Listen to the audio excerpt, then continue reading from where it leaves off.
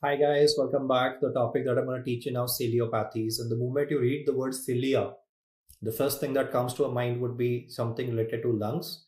And we remember a disease by the name of Carteniger syndrome, where the ciliary function in the lungs is defective. As a result of it, the mucociliary clearance is hampered. There are recurrent pneumonias and subsequently a development of bronchiectasis. Per se, Carteniger syndrome is discussed in the app in the pulmonology section in comparison with cystic fibrosis. So as you scroll down, you'll be encountering cystic fibrosis where I described Carteniger.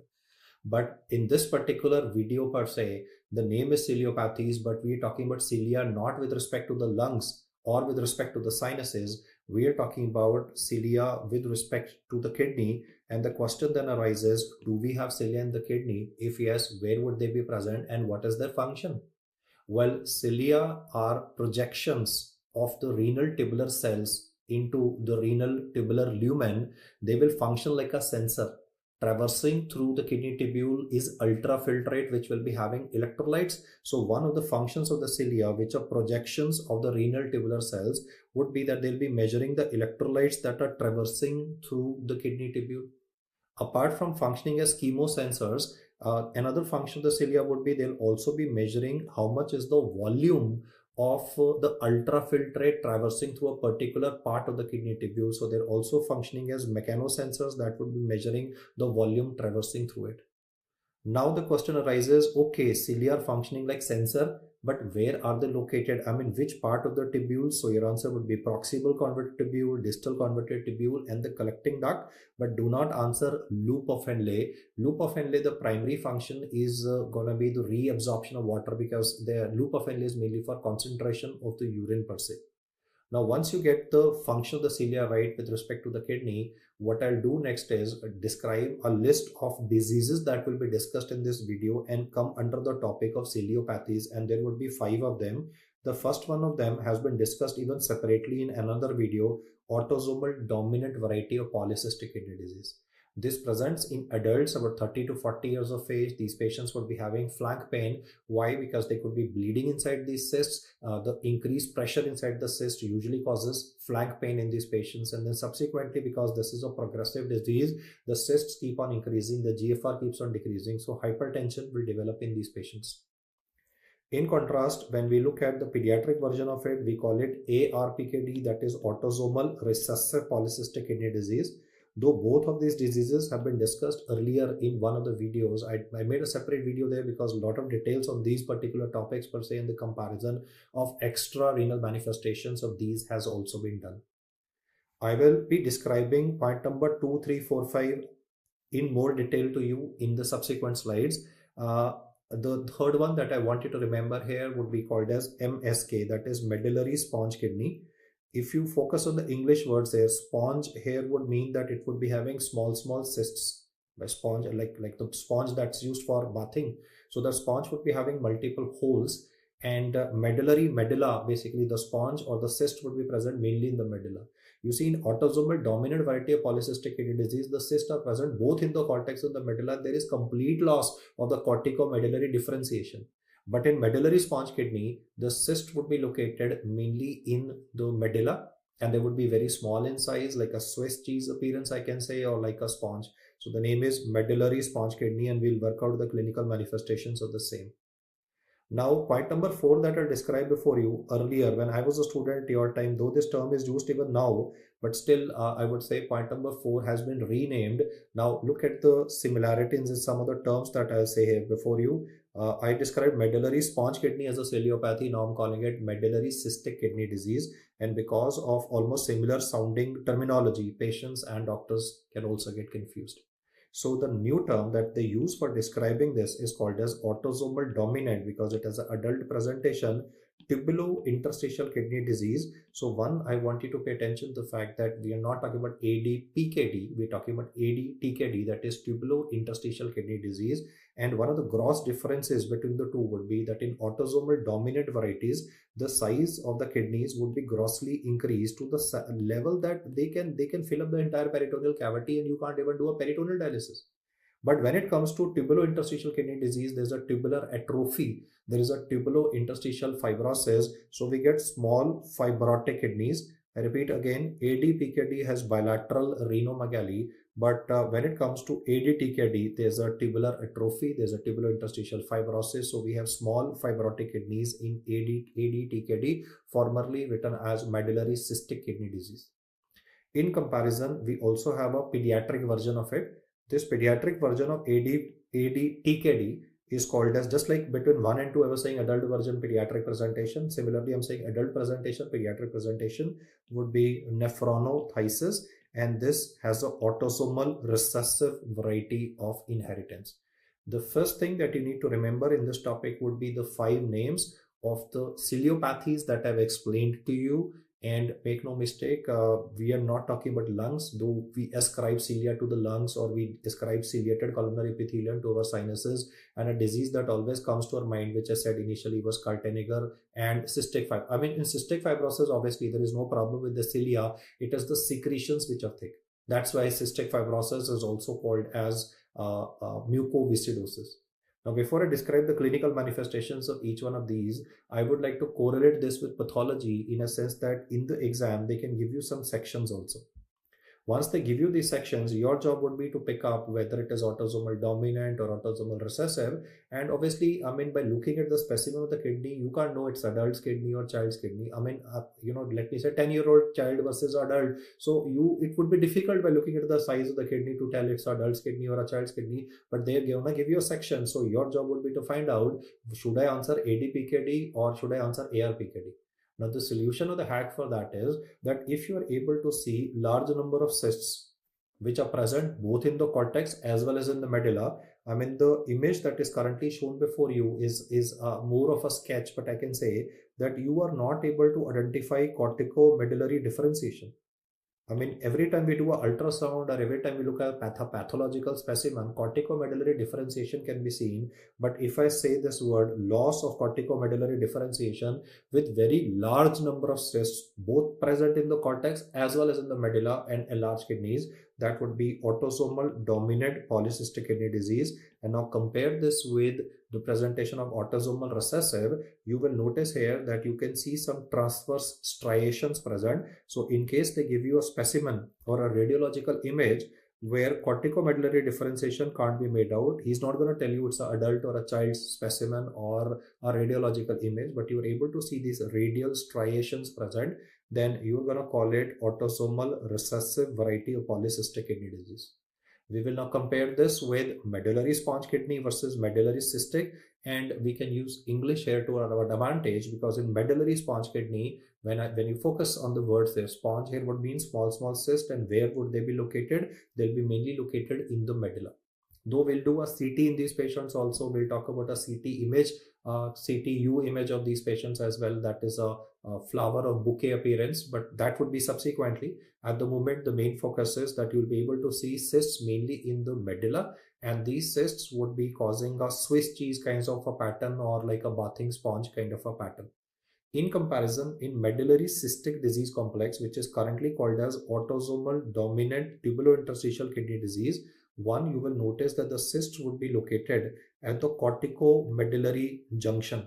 I mean, if you compare the two diagrams, you can see cyst concentrated mainly in the medulla and the cyst present at the corticomedullary junction. And over and above this, he might even simultaneously mention that there is a tubular fibrosis or a tubular atrophy present, because I said that the presentation of ADTKD is not enlarged kidneys. In these patients or presentations that I'm describing before you, in most of them there is an enlarged kidney, but for ADTKD you have to answer that the person would be having small fibrotic kidneys. Now, once we are going to integrate this with pathology, our next focus would be on the individual clinical details of each one of these diseases. Now, starting with medullary sponge kidney, if he says what's the reason behind development of this, then do not answer any abnormal genes or chromosomes. Like in autosomal dominant, we spoke about polycystin 1 and polycystin 2 protein being defective, and their protein complex defect resulting in large number of cysts in both cortex and medulla. This time you will just answer that this would be sporadic in presentation, and the part of the kidney which is involved in this, or the part of the kidney tubule, the dilatation of which causes this cyst would be the collecting duct. So this is sporadic, and this would be cystic dilatation of the collecting duct. The problem with this cystic dilation of collecting duct would be that it will cause altered flow dynamics. The flow through the tubules would be hampered, and when the flow through the tubules is hampered, it can act as a nidus or a site for development of crystallization or crystal deposition, and therefore kidney stones is the usual presentation of or the initial presentation of medullary sponge kidney. So he'll usually describe a patient who's between 50 to 60 years of age, and because MSK is an incidental diagnosis, the initial presentation of these patients would be recurrent kidney stones. Why these recurrent kidney stones is the reason I mentioned. If you have dilatation of the collecting duct or dilatation of any part of the kidney tubule, I can say that there is altered flow dynamics. This altered flow dynamics will promote stasis, it will promote crystallization, and therefore most of the time calcium oxalate stones would be developing in these patients. Though the number one cause for calcium oxalate stones can be idiopathic hypercalciuria, or it would be genetic condition like primary hyperoxaluria. Causes of calcium oxalate stones have been discussed separately in the kidney stones topic, but in this condition also, because of altered flow dynamics in the tubules, they could be the site of this collecting duct could be acting as a site where the nidus in the form of crystallization can develop, and then the stones would be developing in these patients. Every time you have stones developing, every time you have a malformation of the kidney, the incidence of urinary tract infection would be increased as well. Now, because the UTI in this patient will be involving the kidney, so I'm writing pyelonephritis.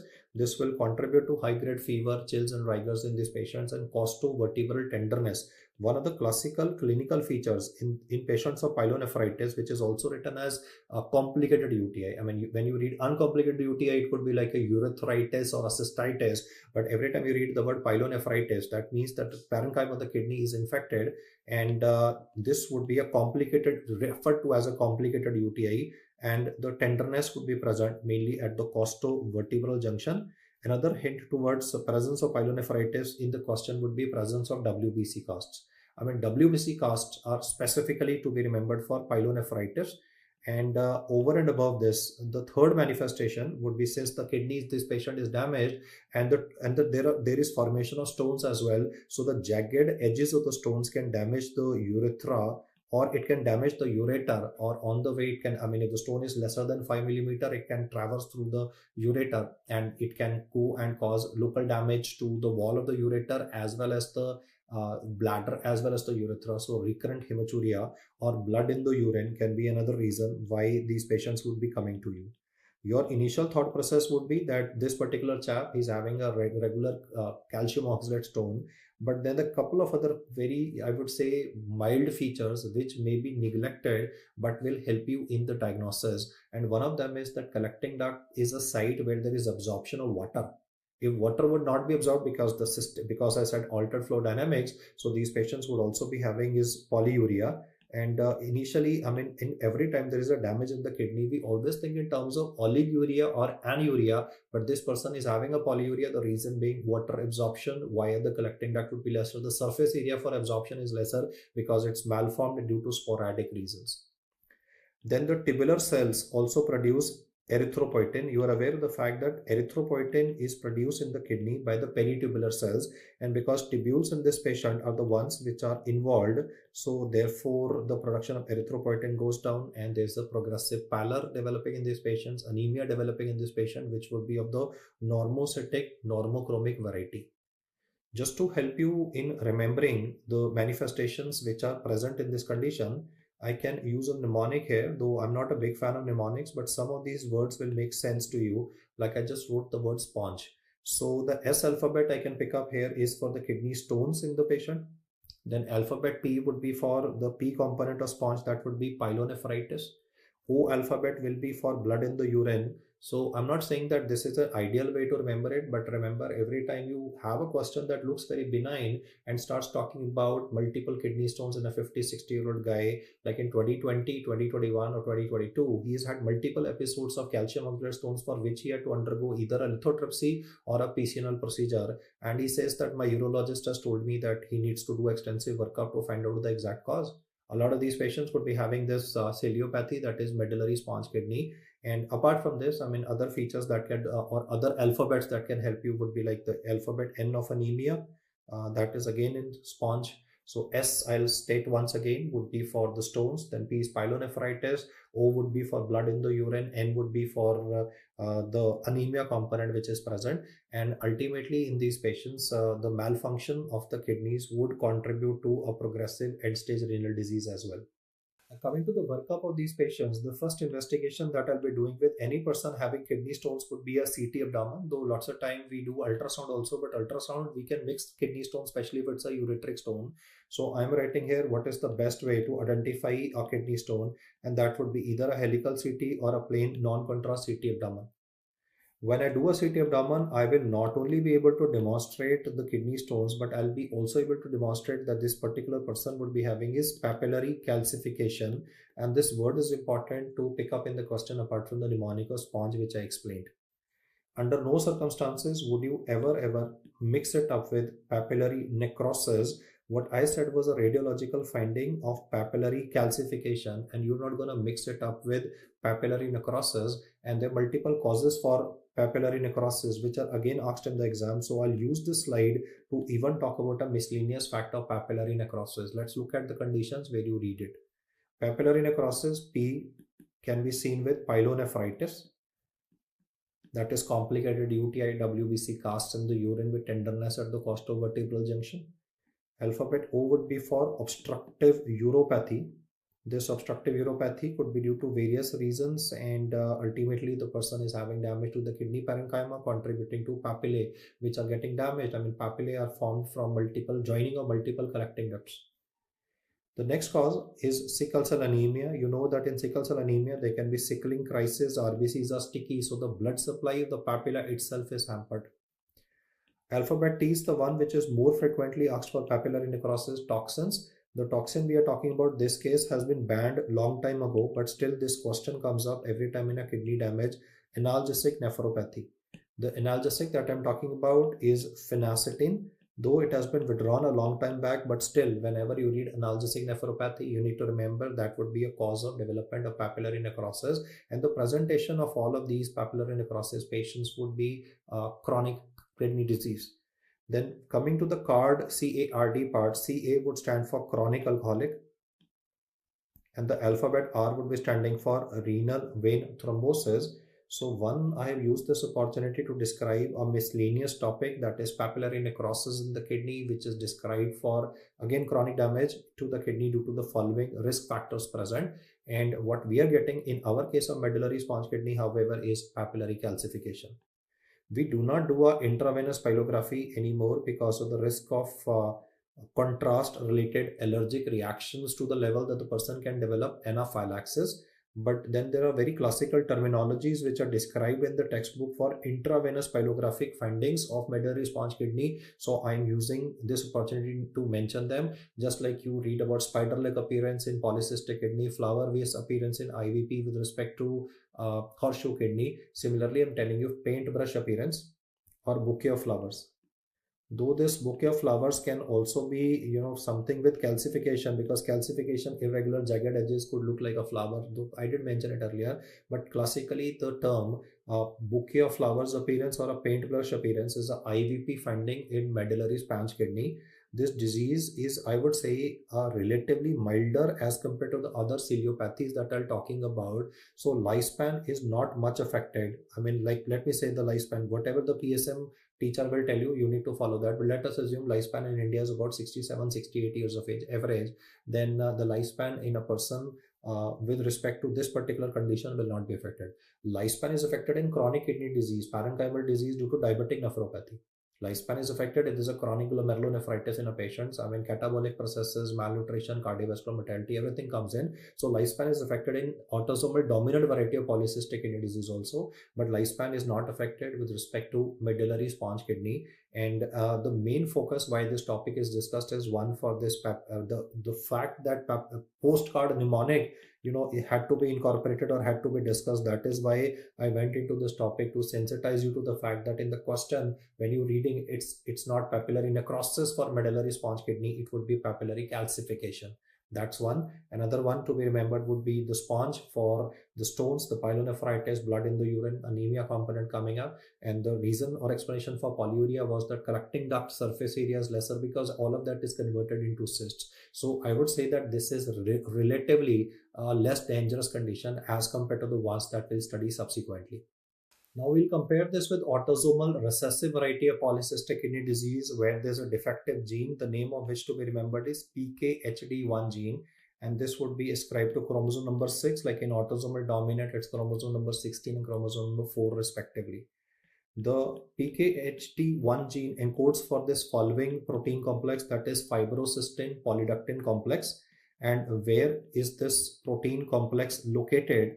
Then your answer would be that in ARPKD, it is the collecting duct and the distal converted tubule which are affected. In contrast, in medullary sponge kidney, I was mentioning only the collecting duct, but here I have increased the, I would say the segments of the kidney tubule that get involved. Apart from collecting duct, the distal converted tubule is also affected. As far as the manifestations are concerned, ARPKD can be picked up on a level 2 scan. Like a lady, she went for her antenatal ultrasound to pick up congenital malformations in the baby. The obstetrician was looking for, she had referred an ultrasound or she had advised an ultrasound to pick up any malformations. And the fetal cynologist checked out the spine. It was fine. There was no neural tube defect, no congenital heart disease, no limb abnormalities. But he wrote on the ultrasound report, echogenic kidneys noticed in the fetus. This fetus has been diagnosed, the child with ARPKD has been diagnosed even when he was a fetus by a fetal cynologist. So most of the time, in utero diagnosis can be made. Most of the time, this sonographic diagnosis will say increase echogenicity of the kidneys. And most of the time, these children, when they're born, they'll die within few hours to days of being born. The reason for this, I would say, death in these children would be pulmonary hypoplasia. So there's a concomitant respiratory reason why these children can die. The main reason why autosomal dominant polycystic kidney disease people die is not uremia, cardiovascular mortality. Here, do not answer CV mortality. It is pulmonary hypoplasia, which is to be picked up. And lots of time, the level 2 scan may not have been done. And on a routine ultrasound, the sonologist might notice that the lady is suffering from oligohydramnios.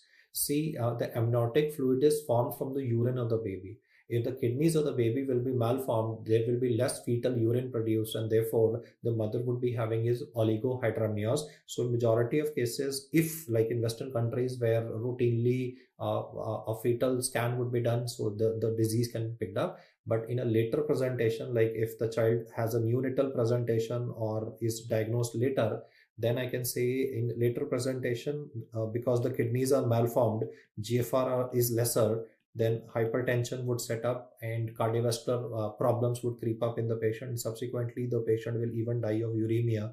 So the standard problems in polycystic kidneys would be seen, like hypertension and uremia in the subsequent part. But in exam, most of the time, if he will ask this topic, either he'll ask you for this in utero profile and the cause of death, or he will be asking you this topic from the perspective of extra renal manifestations or profile of this patient.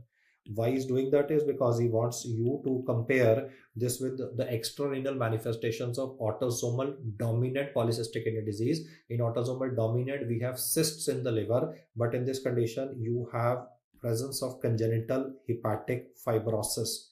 Mark my words there, hepatic cysts and hepatic fibrosis, both are two separate things. Both of them might look very close, in a 1 minute MCQ. When you are having the words written liver cyst and liver fibrosis, there's a possibility that there can be error of judgment. So do remember these words carefully. I'm saying currently the word congenital hepatic fibrosis.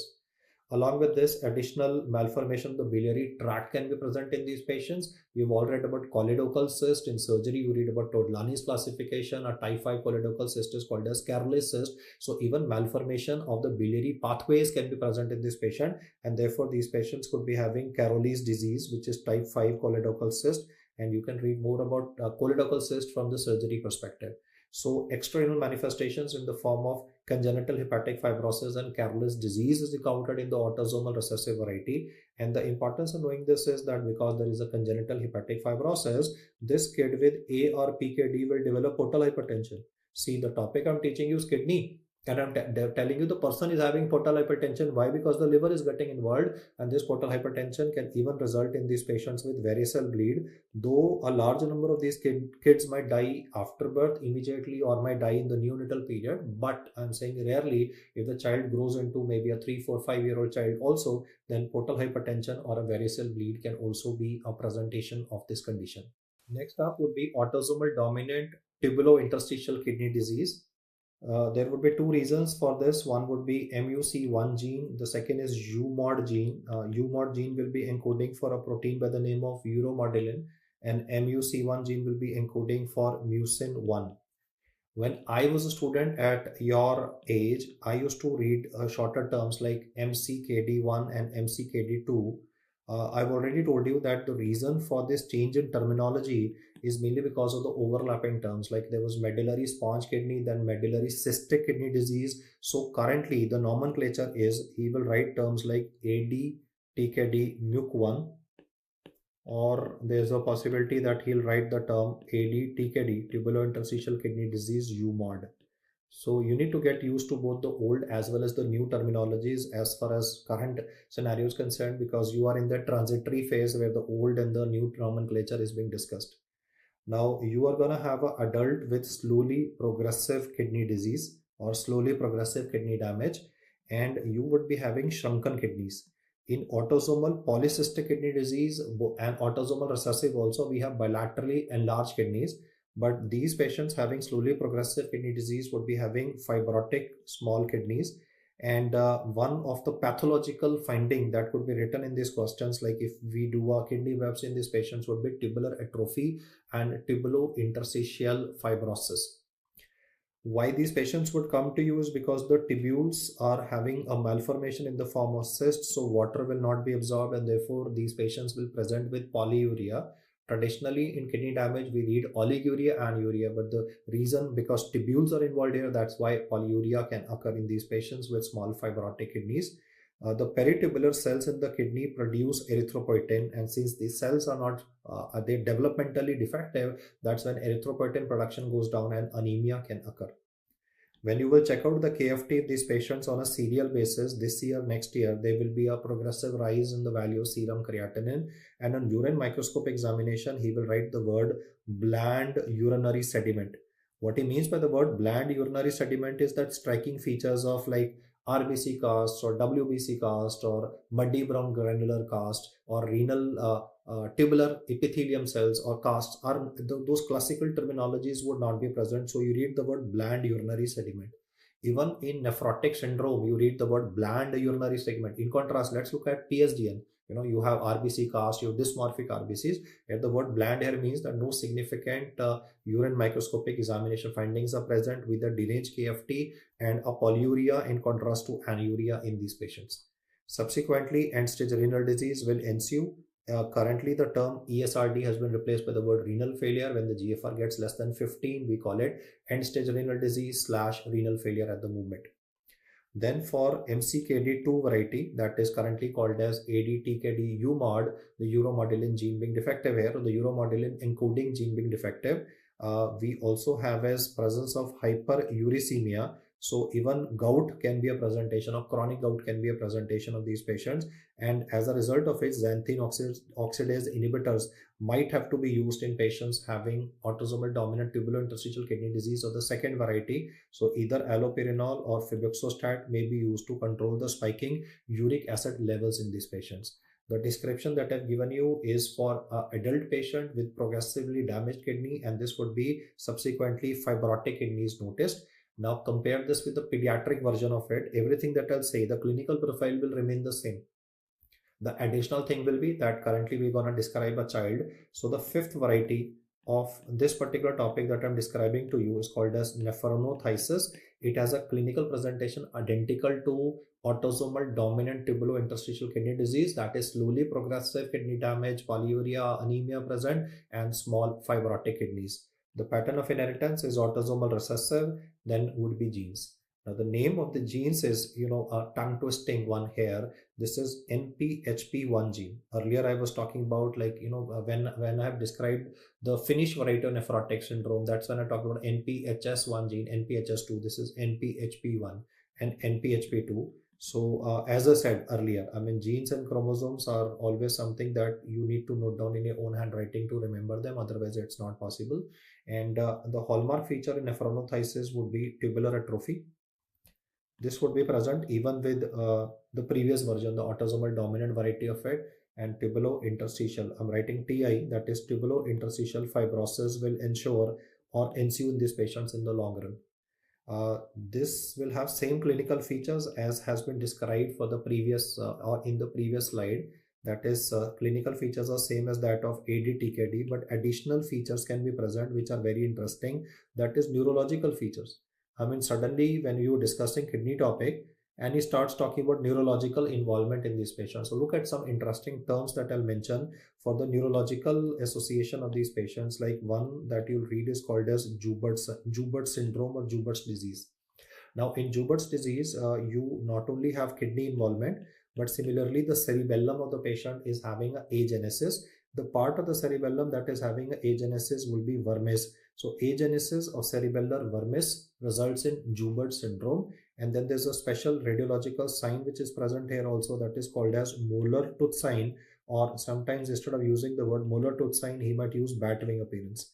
The surprising thing is bat wing appearance on a chest x-ray. Bat wing appearance on a chest x-ray is pulmonary edema. I am describing bat wing with or a molar tooth with a description of a CT head in a patient. And the surprising thing is that this particular chap, or a MRI head in this patient, and the surprising thing is this chap is also having a kidney disease simultaneously. So Joubert per se is asked in radiology for this bat wing or the molar tooth sign present. Another that I can mention for neurological manifestations is called as a very peculiar name, so I'll just write it in the end. That is senior Loken syndrome. Now let's look at the neurological involvement in this patient also. Senior Loken syndrome, that's autosomal dominant tubular interstitial kidney disease kind of a presentation. And the neurological profile, the neurological profile would be involvement of the retina in these patients, and that would be presentation of retinitis pigmentosa.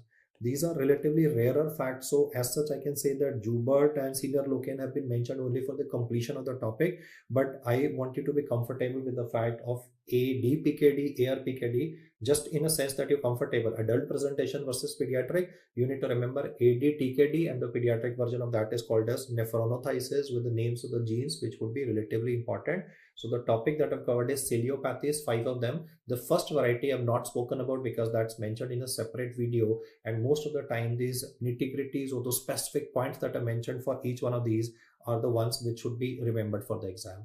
Thank you so much for your patience and hearing me out.